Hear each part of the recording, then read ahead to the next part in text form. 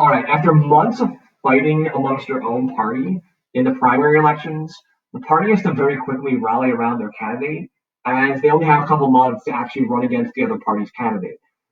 When the two parties are running against each other, they're referred to as the general elections, and the purpose of a general election is to decide who's going to win the office. Now, our general election system for president is basically based on the very complicated electoral college system. I think most of you remember this from 10th grade, but just as a quick, like, sort of refresher. Each state has, as you can see on the map from the 2016 election, a point value assigned to it. Pennsylvania is at 20. So hopefully you remember from 10th grade that those numbers aren't random. They're obtained by adding the number of senators each state has, which is 2 for each of the 50 states, plus the number of reps they have, which is based on population. That gives you your electoral college total.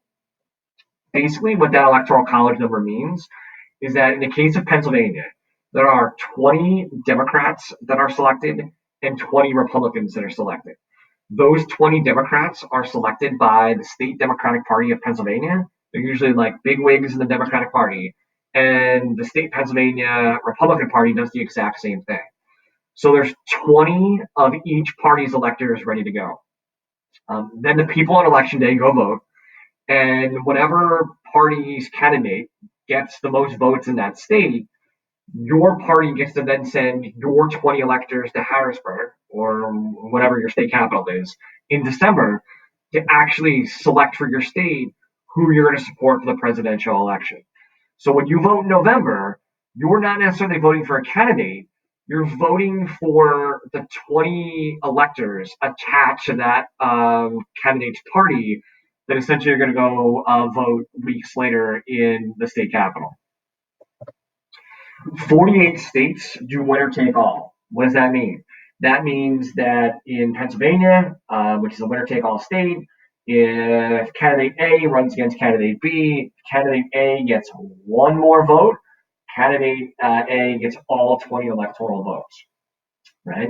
In order to win the presidential, I should mention the two states that do it a little bit differently, where they kind of split their electoral votes, are Nebraska and Maine, which we'll talk about a little bit more later.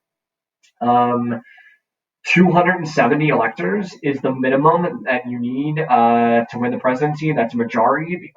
There's 530 electoral votes in total. 270 is that magic number you need to win. And what happens every 10 years, 2020 being one of these years, you may have heard commercials and things advocating for it, but we are attempting to do a census, which is counting up the number of people that live in this country.